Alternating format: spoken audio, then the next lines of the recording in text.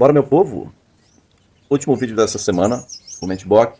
Você observe comigo aí, Jeremias 18, 19 agora. Diz, ele, atende-me, Senhor. Ouve o que os meus acusadores estão dizendo. Eles cavaram uma cova para mim, né? Lembra-te de que eu compareci diante de ti para interceder em favor deles.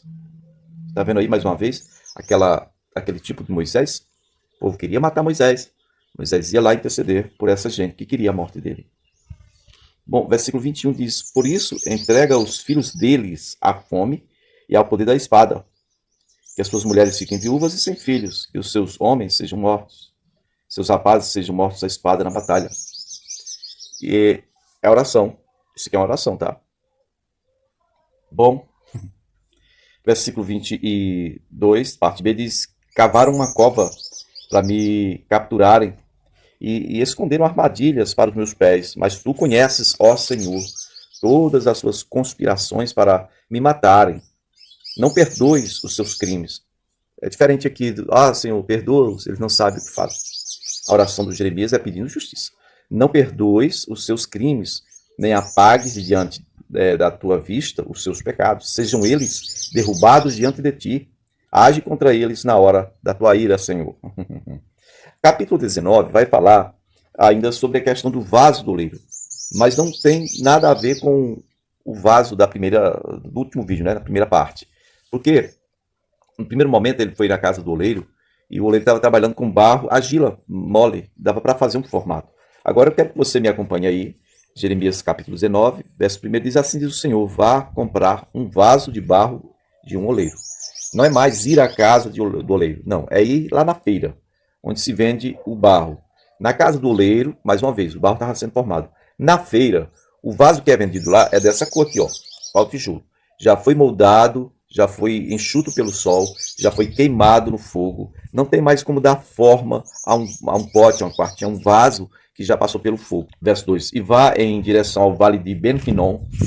O vale de Hinnom, você já sabe, né? É o Tofete. Perto da entrada da Porta dos Cacos, que é um monturo, e proclame ali as palavras que eu lhe disse, ou que eu lhe disser, né? Assim diz o Senhor dos Exércitos sobre este lugar: trarei desgraça tal que fará retinir os ouvidos daqueles que ouvirem isto, porque eles me abandonaram e profanaram este lugar, oferecendo sacrifício a deuses estranhos que nem eles, nem seus antepassados, nem os reis de Judá conheceram. Eles encheram este lugar com o sangue de inocentes, construíram nos montes, nos altos dedicados a Baal, e queimaram seus filhos como holocausto oferecidos a Baal. Peraí, que Baal? Baal é um título, Senhor. Aqui é o Baal Moloque, que é o deus dos Amonitas, né? Amonitas, descendentes de Ló. Ainda diz ainda, coisa que eu nunca ordenei, coisa da qual nunca falei, jamais me veio à mente. Verso 6. Por isso, certamente vem dias, declara o Senhor, em que não mais chamarão este vale de Tofete, ou vale de Ben-Hinnom, mas vale da matança. Eu os farei morrer à espada perante os seus inimigos, pelas mãos daqueles que os perseguirem ou os perseguem. Eu darei os seus cadáveres como comida às aves e os animais. Farei com que esta cidade fique deserta e seja tema de zombaria. Verso 9. Farei com que comam a carne dos seus filhos e filhas, e cada um comerá a carne do seu próximo, por causa do sofrimento que os inimigos que procuram tirar-lhe a vida lhes infligirão durante o cerco. Depois, Jeremias, depois que você profetizar isso lá no Vale de Hinnom, lá no Tofete, diz aí no versículo 10, depois você quebre o vaso de barro, quebre diante dos homens que o acompanharam e diga-lhes: assim diz o Senhor dos Exércitos, assim como se quebra um vaso de oleiro, que não pode mais ser restaurado, quebrarei este povo e esta cidade, e os mortos em Tofete serão sepultados até que não haja mais lugar. Assim farei a este lugar e aos seus habitantes, declara o Senhor. Verso 13. As casas de Jerusalém e os palácios reais de Judá serão profanados como este lugar de Tofete. Todas as casas em cujos terraços queimaram incenso a todos os corpos celestes e derramaram ofertas de bebidas aos seus deuses estrangeiros. No versículo 14 de Jeremias 19, vai dizer que Jeremias voltou lá do Vale de Hinnom, que é chamado Tofete, que se chamará Vale da Matança. Aí está o Vale da Matança, o Vale de Rinom, fica a 2 quilômetros do templo. Vamos ampliando aqui, ó, City of David, que é a cidade de Davi. E na parte mais de cima aí, templo, Monte do Templo. Versículo 14 diz que Jeremias voltou de lá, né? E aí ele voltou e ele entrou no pátio do templo e disse a todo o povo: assim diz o Senhor dos Exércitos, Deus de Israel, ouçam, trarei sobre essa cidade, sobre todos os povoados em redor, todas as desgraças contra eles anunciadas, porque se obstinaram e não quiseram obedecer às minhas palavras. Aí vai para Jeremias capítulo 20, aqui pela ordem cronológica. Jeremias 20, verso 1, vai falar do sumo sacerdote. Olha o que acontece. Jeremias 20, verso 1 diz: quando o sumo sacerdote, ou o sacerdote Passur, que é filho de o mais alto oficial do templo, né, o sumo sacerdote. Então, quando ele ouviu Jeremias profetizando essas coisas, ele ordenou que espancasse o profeta e mandou prendê-lo num tronco que havia, né, junto à porta superior de Benjamim, lá no pátio do templo mesmo. Então, na manhã seguinte, quando o sumo sacerdote, o Passur, mandou soltar Jeremias do tronco, aí o Jeremias tinha uma profecia para ele. O Senhor não o chama mais Passur, e sim Magor Missabib. Magor Missabib. Olha o significado de Magor Missabib que você vai entender. Pois assim diz o Senhor, versículo 4. Farei de você um terror para si mesmo e para todos os seus amigos. Você verá com seus próprios olhos quando eles forem mortos à espada. Entregarei todo o povo de Judá nas mãos do rei da Babilônia, que os levará para a Babilônia e os matará à espada. Eu entregarei nas mãos dos seus inimigos toda a riqueza dessa cidade, sua produção, seus bens de valor, seus tesouros, né, dos reis. Verso 6. Você, Passur, e todos os que vivem em sua casa irão para o exílio. Né? Lá vocês morrerão e serão sepultados, você e todos os seus amigos a quem você tem profetizado mentiras. Quer dizer que o sumo sacerdote agora também profetizava, está misturando as coisas. Né? Essa época do Jeremias é complicado, porque tem um negócio aqui, eu sempre falo que os sacerdotes, eles andavam com os escribas, né?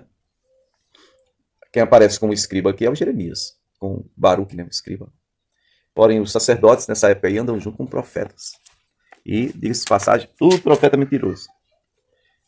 Ponto. Então, vamos aqui ao versículo 8. Você vai ver Jeremias 20, verso 8. Ele dizendo assim, ó, sempre que eu falo é para gritar que há violência, destruição. Por isso a palavra do Senhor trouxe para mim, né? Insulto e censura o tempo todo. É isso aí. Verso 9. Mas se eu digo que não vou mais mencionar o seu nome, não vou mais falar, né? Então é como se um fogo ardesse em meu coração, um fogo dentro de mim, e então eu estou exausto tentando contê-lo, já não posso mais. Verso 10, parte B. Todos os meus amigos estão esperando que eu tropece. Ora, se os amigos estão esperando que o Jeremias tropece, o que será que os inimigos estão esperando? Verso 11. Mas o Senhor está comigo, como um forte guerreiro. Verso 12. Ó Senhor dos exércitos, tu que examinas o justo e vês o coração e a mente. Olha o pedido de Jeremias. Deixe-me ver a tua vingança sobre eles, pois a ti expus a minha causa. Cantem ao Senhor, louvem o Senhor, porque ele salva o pobre das mãos dos ímpios. Verso 18. Na verdade, se você quiser olhar aí, versículo 14 ao 18, é onde ele amaldiçoa o dia do nascimento dele, né? Ele lamenta muito ter que ser esse profeta de Deus para um tempo tão difícil em que o juízo de Deus estava para acontecer. E aí, até os amigos eram contrários, não ouviam, não aceitavam a palavra de Deus. Horrível. Verso 18 vai dizer aí que por que sair do ventre materno, né? Só para ver dificuldades, tristeza e terminar os meus dias na maior decepção. Se você olhar logo a partir do versículo 14, você vai ver a lamentação dele, como é terrível. Então nós chegamos ao ano 602, né, onde vai acontecer aí a rebelião do Jeoaquim. Como é isso? Você vai encontrar lá em 2º livro dos Reis, capítulo 24, logo no versículo 1, vai dizer que o Nabucodonosor vem e vai invadir o país. O reino de Judá vai se tornar vassalo de Nabucodonosor por 3 anos, mas depois o Jeoaquim muda de ideia, ele se rebela contra Nabucodonosor. Só lembrando que a primeira leva já foi, né? O Daniel está lá com os amigos, lá na Babilônia. E agora, então, ele vem em definitivo, né, Nabucodonosor, para invadir, tomar o país. Então, mas um ano mais para frente, chegando ao ano 601, está registrado o nascimento de Dario, o Medo, né? Lá em Daniel capítulo 5, verso 31, vai falar de Dario. E 2 anos mais tarde, vai nascer o Ciro, que vai se tornar rei, né? Rei da Pérsia, né? Isso é o ano 599 a.C. Então, nesse ano, 599, o Daniel vai estar com 29 para 30 anos. 30 anos, praticamente. 29 para 30 anos. E desses 29 anos, 6 anos ele passou na Babilônia, né? Foi lá com 23 para 29, 6 anos. Jeremias vai estar com 51 para 52 anos. Ezequiel com 23 para 24 anos, tá bom? É isso aí. Vamos falar sobre algumas advertências de Jeremias de Deus, né? Através do profeta Jeremias, para Tiro, Sidom, Moabe, aquelas nações em redor ali. Eu quero até pedir que você leia aí Jeremias 47 e Jeremias 48. E então, a gente vai chegar no ano 598, onde vai falar que Jeoaquim é cercado por vários adversários. Muito bem, então isso aí, segundo Reis 24, no versículo 2, diz que o Senhor enviou contra ele. Ele quem? Contra o Jeoaquim, né? Várias tropas, ou as tropas babilônicas, aramaicas, moabitas, amonitas e amonitas para destruir Judá, de acordo com a palavra do Senhor proclamada por seus profetas. Veja bem, nós estamos falando aqui do Império Babilônico, né, que venceu o Império Assírio, a capital era Nínive. Nós estamos falando aramaico aqui é Padã Aram, né? No caso, a própria Síria, que agora está dominada pela Babilônia, está lá junto com eles.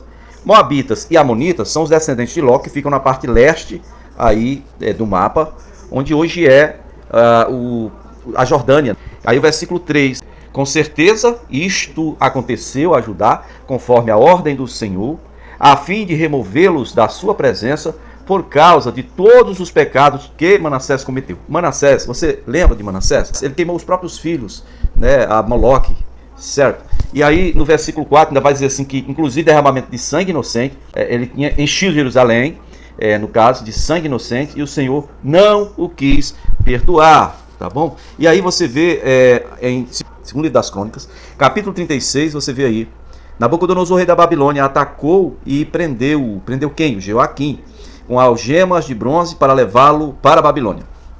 Levou também para a Babilônia objetos do templo do Senhor e os colocou no seu próprio templo. Isso já é a segunda leva. A primeira leva foi aquele grupo no meio do qual o profeta Daniel foi levado. Jeremias 52, verso 28 diz assim: este é o número dos que Nebuzaradã levou para o exílio, certo? No 7º ano. E aí você volta aqui no capítulo 24, de segundo livro dos Reis, né? Esse texto aqui, no versículo 5, você vê aí os demais acontecimentos de Jeoaquim e todas as suas realizações estão escritos no livro dos registros históricos dos reis de Judá. Jeoaquim descansou com os seus antepassados, seu filho Joaquim foi seu sucessor. Você lembra o que eu falei sobre Joaquim, que o Elnatã iria se tornar sogro do rei, no caso, e avô do futuro rei? Pois está aí. O que aconteceu foi isso. Agora morre o Jeoaquim. Quem vai assumir o trono? O Joaquim, filho do Jeoaquim, com a Neustar, que é filha do Elnatã, que Joaquim tinha só 18 anos de idade quando começou a reinar. Ele só vai reinar 3 meses. E isso é o ano 598 a.C. Nós estamos em 2º livro dos Reis, capítulo 24, versículo 8. O Joaquim fez o que o Senhor reprova, tal como seu pai. Esse mesmo texto você vai encontrar em 2º livro das Crônicas, no capítulo 36, no versículo 9. Ok? Bom, e aí o que vai acontecer aqui com o reinado do Joaquim, nós vamos ver na semana que vem. Não fica muito claro aqui como foi a morte do Jeoaquim. Dizem que ele, no ato que ele se rebelou contra Nabucodonosor, Nabucodonosor veio para deportá-lo, e no meio do caminho, o Nabucodonosor mudou de ideia e executou ele. Provavelmente ele foi morto e ficou no meio do caminho, lá para os animais do campo mesmo se alimentarem, conforme a profecia do Jeremias.